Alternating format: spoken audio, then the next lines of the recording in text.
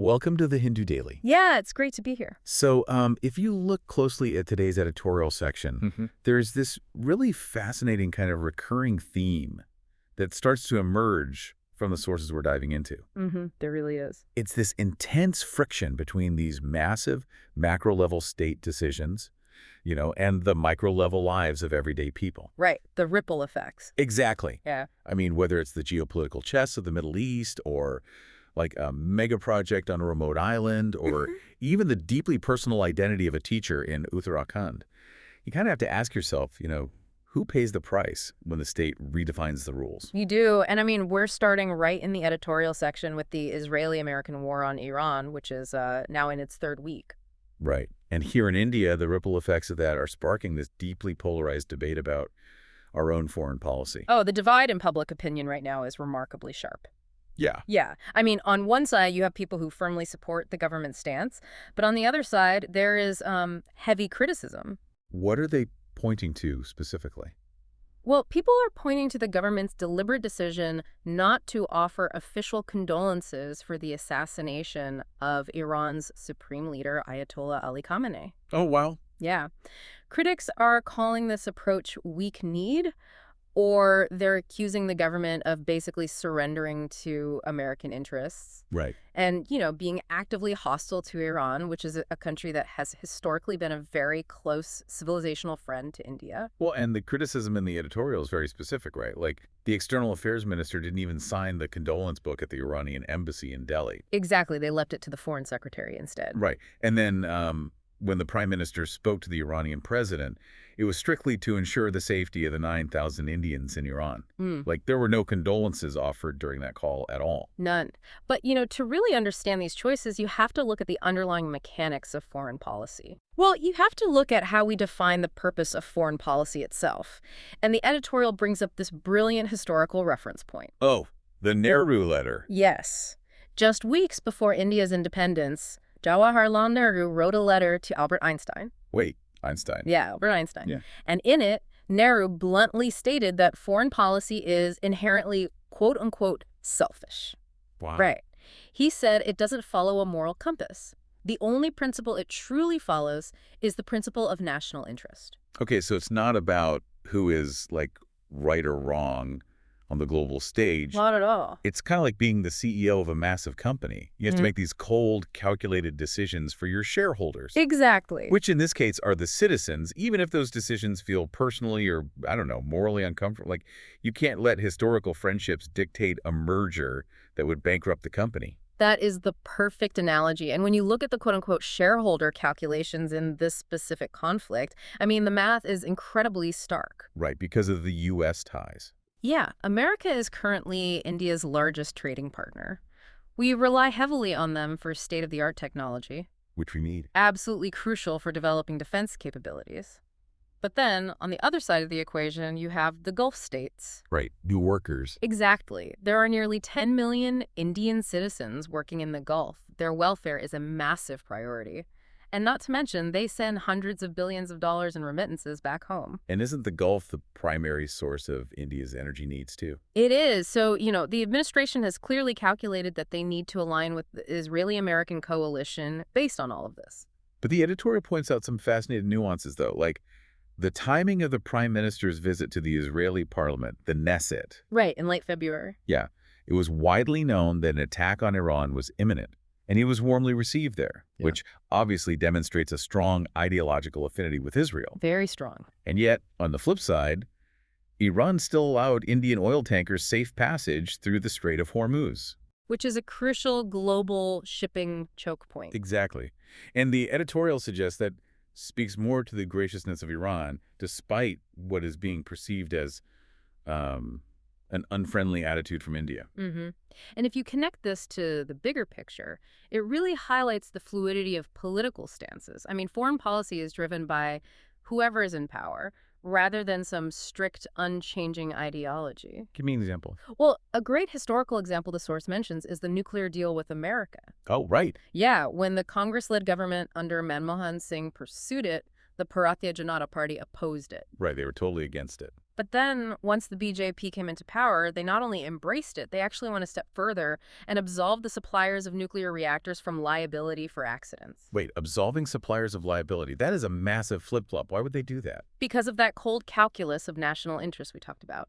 In this case, securing vital energy infrastructure just overrides previous political posturing. I guess once you're in the driver's seat, the reality of what the country needs forces you to change your stance.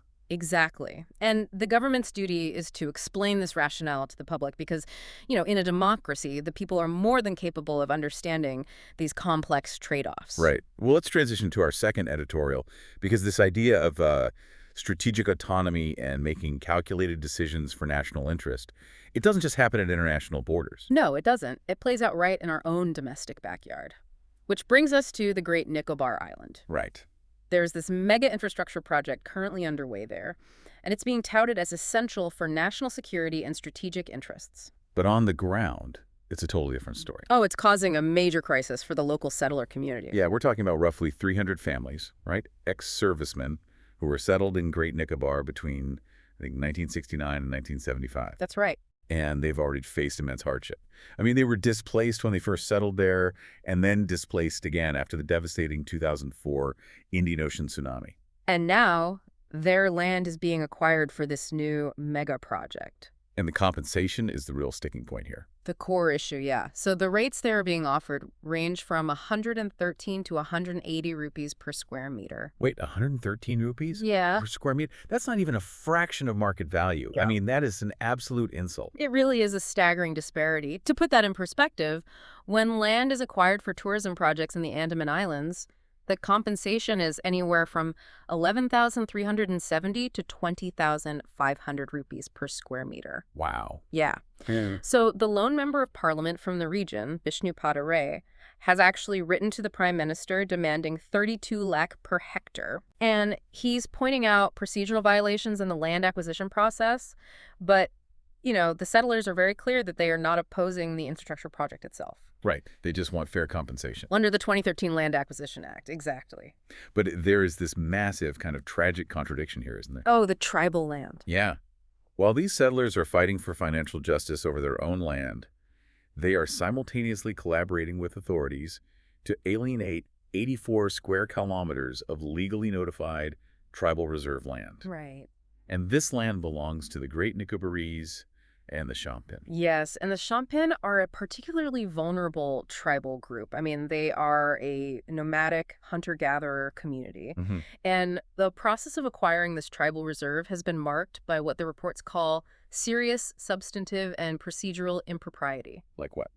Well, the Shutdown have been completely absent from these discussions. The Nicobarese are being pressured to, quote-unquote, voluntarily surrender their traditional pre-tsunami lands. Well, and you have settler representatives signing documents to free up this tribal land, which explicitly violates provisions of the Forest Rights Act. okay, I have to pause here because there is a glaring logical flaw in how the state handles this. Go ahead. The settlers are fighting for financial justice, which makes sense. They want money for their land.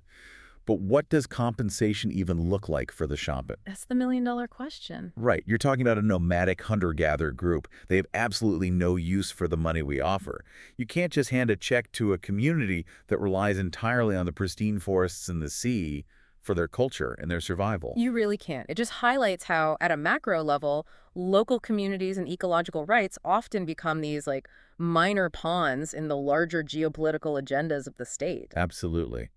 And it seems like the state redefining how land is used is a recurring theme today. It really is. Because moving into our ground zero section, we shift from the islands to the coast of Goa, where we see another intense battle over land rights and ecology. Right, in Palam village. Yeah, just outside the capital, Panaji, the residents there have literally taken to the streets. They have. I mean, thousands of villagers, including local politicians, recently sat on a hunger strike. A hunger strike. Yeah, and they protested right outside the town and country planning minister's house. Wow. And what exactly are they fighting against? So they're fighting against Section 39A. It was introduced under the Town and Country Planning Amendment Act of 2024. Wait, I need to pause you there. How can a single amendment, this Section 39A, just overwrite regional planning? It sounds like bureaucratic quicksand. How does that actually work on the ground? Well, it works by entirely bypassing local governance. Completely. Completely. Section 39A allows private property owners to convert ecologically sensitive zones. Like forests. Protected forests, hills, orchard lands. They can convert all of that into settlement zones, and they can do this without any public consultation or approval from the local Gram Sabha, which is the village council. That's insane. Before this, the 2011 regional plan had 83% of Goa's land classified as eco-sensitive to protect its unique biodiversity. Section 39A just bypasses those protections entirely. It's like turning every single property owner into a rogue city planner. Yeah. It's like letting individual passengers tear down the walls of their cabins without caring if it sinks the whole ship. I mean, you can't have cohesive, sustainable city planning if anyone can just buy a protected hill and decide to build a commercial complex on it. Exactly. And the scale of this is hard to wrap your head around. Applications have already been submitted to convert a staggering 68 lakh square meters of land across the state. 68 lakh. Yes. Large real estate companies are literally striking deals at the ministerial level to build massive bungalows and commercial properties. And the anecdotes from the ground really paint a picture of the fallout. I mean, you have Glenn Cabral, a local from Ella village, talking about how leopards and bison are suddenly wandering into their villages. Right, because their natural hill habitats are being destroyed for luxury views. Oh. Exactly. Or take Tushar Gawas in Palem. He pulled up documents showing that 5,000 square meters of green cover in his village alone have already been converted to orange settlement zones on the maps. And, if you are wondering how this is even legally possible, you have to look at the mechanics of land ownership in Goa, which is incredibly complex. Break that down for me. Sure. So let's look at the history. There is the 1933 Portuguese-era Code of Comunidades. All right. Under that old law, land was often held by the community, not the individual. So when Goa integrated with India in 1961, you suddenly had people living on land who couldn't prove ownership in the modern bureaucratic sense. Oh, I see. So you have these two colliding legal eras creating a massive gray area between who is an occupant and who is an owner. Precisely. And developers are using loopholes like Section 39A to exploit this exact gray area. They're turning public hills into privatized gated properties, which environmentalists warn will lead to severe soil erosion and flooding. Right. Now, moving into our spotlight section, we kind of pivot from the state redefining land in Nicobar and Goa to the state attempting to redefine something even more personal. Human identity. Exactly. This is a major shift we're seeing with the introduction of the Transgender Persons Protection of Rights Amendment Bill 2026. And this was just tabled in the Lok Sabha, right? It was, and it has sent shockwaves through transgender communities across India. It's led to spontaneous, massive protests. Because of the self-ID issue. Yes. The core of the issue is that this bill moves the power of gender identification away from the individual and hands it back to the state and medical establishments. So how does this actually change things practically? Because back in 2013, the Supreme Court delivered the landmark Nalase judgment. Right. And that ruling affirmed that the right to self-perceive your gender identity is an essential part of human dignity. And because of that, the 2019 Act allowed a transgender person to get their identity certified simply by submitting a self-attested affidavit to a district magistrate. Like, no invasive medical exams required. Right. But the new 2026 amendment completely guts that mechanism. How so? It demands that a medical board must evaluate the individual and make a recommendation to the district magistrate. Awful. And the criteria for this certification are now limited strictly to biological reasons or proof of membership in specific sociocultural groups like the Hijra or Kinner communities. Hold on. If I'm a doctor sitting on this medical board, Yeah. how on earth do I medically diagnose someone's cultural membership? You can't. Right, you can't draw blood to see if someone belongs to a Gharana, which is a traditional sociocultural community system. There is no official biological marker for culture. That is exactly the point Dr. Akshay brings up. She's a trans woman and a professor of community medicine. And she highlights how this bill conflates gender identity with biological sex, which effectively erases trans men, genderqueer individuals, and trans women who do not belong to traditional, often religious-based sociocultural systems. And the human impact here is just immediate and terrifying. The sources outline the story of Kabir, who is a 34-year-old Dalit trans man. Right, the teacher. Yeah, he just finally got his name on a list for a teaching position in Uttarakhand. Yeah. He wants this job so he can be the sensitive mentor that he never had growing up. But now he's terrified that if this bill passes, the state will strike his name off the list because he won't fit their narrow, medically defined definition. It's heartbreaking. Or take Sarvagya, a 26-year-old trans man who used the 2019 self-ID law to confidently advocate for his corporate employer to include gender-affirming care in their health insurance. And now that inclusive corporate policy is entirely at risk. Exactly. It is an existential crisis for them. Yeah. Now, to impartially report the government side of this, their stated reasoning for the amendment is that the existing reliance on self-identification was simply too, quote-unquote, vague. Vague. Yeah.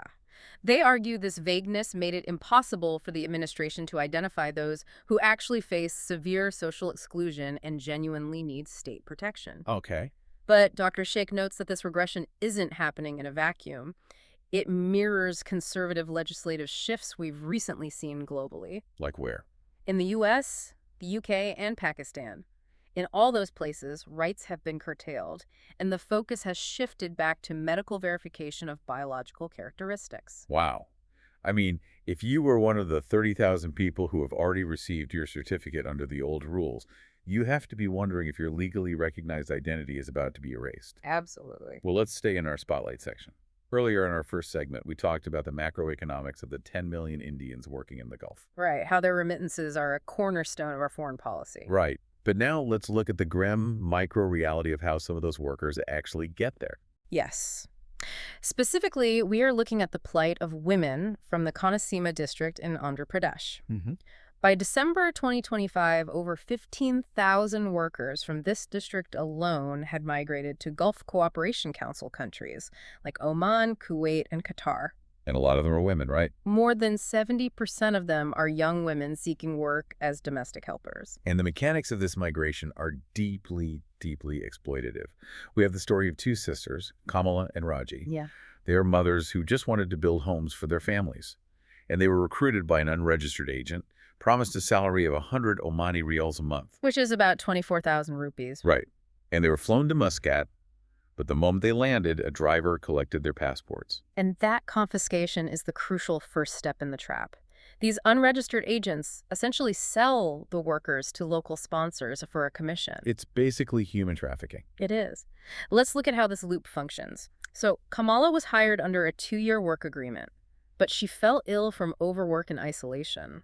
Didn't her sponsor cut off her internet too? Yes, so she couldn't even reach her family back home, and when she asked for her passport back so she could leave, she found out her agent had taken a 1.5 lakh commission from the sponsor to supply her. Oh my God. And to get her passport back, she had to repay that 1.5 lakh commission. See, this isn't just a labor dispute. It operates exactly like a modern-day ransom. Right. It's a hostage situation where the worker is forced to buy back their own freedom from a debt they never agreed to in the first place. It absolutely is. Thankfully, though, there are rescue efforts underway. The Konaseema Center for Migration, managed by G. Ramesh, has been instrumental here. They've done a lot of good work. They have. Since March 2025, they have managed to repatriate 78 victims, 76 of whom were women. But there are casualties too, right? Tragically, yes.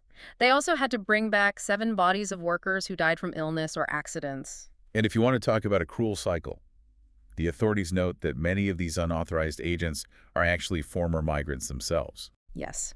They know exactly how the system works, and they use their local contacts back home to trap new victims for commission. Which completely bypasses the strict government rules that require authorized agents to place, a 5 lakh deposit to operate legally? Exactly. It's a cycle driven by pure economic desperation. And, while the West Asian conflict we discussed earlier has temporarily slowed down some recruitment, Right. the passport office in Amalapuram is still processing around 600 applications a month, mostly from women who are desperate to migrate. Which brings us to our final spotlight article and really brings this entire discussion full circle. It does. Because that same West Asian conflict that's disrupting recruitment is also causing a massive, immediate disruption right here in the local neighborhoods of Hyderabad. Yes. The disrupted marine routes in West Asia have triggered a severe commercial LPG shortage in the state of Telangana, and the fallout is being felt across kitchens, big and small. It's wild how quickly the dominoes fall. I mean, you have places like Dun Biryani and SR Nagar abruptly dropping all their indulgent starters. Right, the chicken drumsticks, the chili prawns. Yeah. just to save gas. Yeah. And even the Hanuman Temple in Chickadpally had to put up a notice that they are halting cooked prasadam. Wow. But how does a shipping delay turn into a local restaurant crisis so fast? Well, it comes down to how the state allocates its resources during a shortage. Right. The state government moved quickly to ring-fence the domestic supply. They instructed refineries to prioritize household consumers. So in Telangana, 86% of the LPG goes to domestic households. Leaving only 14% for commercial users. Exactly. And when the shipping squeeze happened, that 14% share, which sustains an estimated 74,000 restaurants and countless other businesses, it basically collapsed overnight. And the economic impact was instant. The official price of a 19-kilogram commercial cylinder jumped from 1,996 rupees to 2,110 rupees overnight. But in the black market, Oh, in the black market, prices are soaring 3 to 4 times higher. it's crazy. You have eateries desperately switching to wood fires and coal tan doors just to stay open. And predictably, people are hoarding. I read authorities just seized 643 domestic cylinders in Hyderabad in a crackdown on illegal commercial use. And this is where industry leaders are issuing a pretty stark warning. What are they saying? The president of the local LPG Distributors Association stated that consumers need to unlearn the quote-unquote luxury of abundant LPG. Luxury. Yeah. They are warning that consumption needs to drop by 40 to 50%, and that you might see the waiting period for domestic refills stretch out to 45 or even 60 days. Okay, I have to challenge that framing, though. Is cooking fuel really a luxury we have to unlearn, or is that just a convenient excuse for a fragile supply chain? That's a fair point. I mean, if you were listening to this and thinking, okay, so I can't get chili prawns at my local spot, big deal, you'd have to look at the domino effect. Oh, the ripple effects are massive. Exactly. Yeah. If you run one of those 74,000 eateries and you literally cannot turn your stove on today, you're forced to shut down. Right. We're looking at a massive economic crash for thousands of daily wage workers, delivery drivers, and supply chain vendors who depend on those stoves being on to survive. It's not just an inconvenience, it's a livelihood crisis. It really is. Yeah. And it just shows how, from the grand chess game of foreign policy to a mega project in the islands, all the way down to the gas turning on or off underneath the local biryani pot, everything is deeply tethered together. Yeah. It leaves you wondering, how insulated are our daily lives, really, from a conflict happening an ocean away or a policy drafted in a closed room? Thank you for listening. If you want to provide suggestions, please contact on the Twitter handle given in the episode description. As always, we are eager to hear what our listeners want to be informed about. We wish you a great day.